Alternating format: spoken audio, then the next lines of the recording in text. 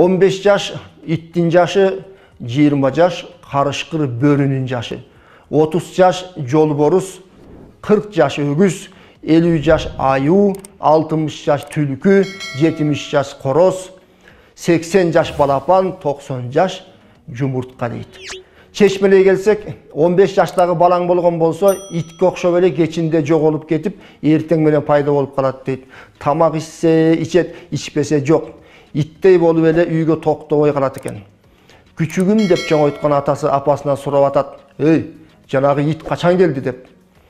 Ошентип отуруп 20 жашка жеткенде ошол эле балаң карышкырга айланат экен. 5-6 жоро жолдоштору менен бирге тентектик кылып, бир нерсе кылышса чогу кылышып, бөрүлөрдө ээрчишип, чогу күнүнө 50-60 чакырым чуркашып, жулкунуп, үзүлүп эле карышкырлардай болуп калат экен. Анан убакыт өтүп атып 30га чыкканда баягы жолборско айланат экен. Эч кимден коркпойт, үйү бар, баары жайында, чөнтөктөн акчасы бар, атасынын айтканын укпайт, өзүнөн өзү кыйын болуп эле жолборс сесип, мактанып калат экен. Билинбей отуруп 40 жашка жеткенде баягы жолборус байкуш өгүзгө айланып калат дейт. Түйшүктөр башталып, балдар чоңоюп, контракт төгүш керек, кредиттен кутулуш керек, үйдү бүтүрүш керек, карысын чачтан көп, тойлору көп, алардан кол бошобойт кычап. Эмне кылсаң ошо кыл, өлүп тирил, акча тап деген жашоо 40 жаштан 50 жашка чейин уланат дейт. 50 жашка келгенде эркек байкуш аюуга айланып калат экен.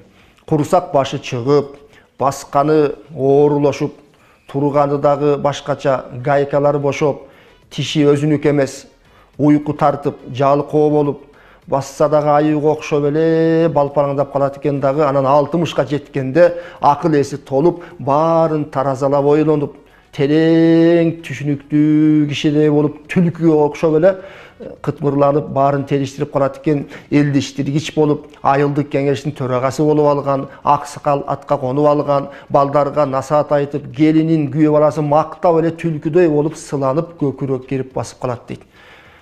Ошентип отуруп 70ге чыкканда уйкусу качып, корозго айланып калат экен эркек байкуш.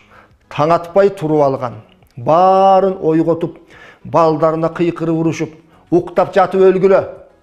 Элдин алды 2 тойду. "Ой, турсаңар болбойбу? Мал эмне болду? Мал!" деп эле балдарга жакпай эле кой колоңдоп, короздой болуп жүрүп, 80ге жеткенде эркек балапанга айланып калат дейт. Балдары жетелеп, тамакты тандап беришип, жатканда жылуулап, балапандай асырап, багып, аябай карап калышат экен. Анан 90дан өткөндө байкуш эркек бечара жумуртка дейт. Жумуртка деген ошол колуңдан түшүп кетсе, өлдү деген түшүнүк экен. 90га чыгабы, 100ге чыгабы кастарлап, багып, карыя ата-энелердин батасын алып жашасак, биз дагы карыганда ошол мамилени балдарыбыздан сөзсүз көрөт турбайбызбы? Кор кылсак, кийин сөзсүз кордук да көрөт экенбиз. 1.80-деги карыяны баласы көчөдө өкүрүтүп, бакыртып сабап атат дейт.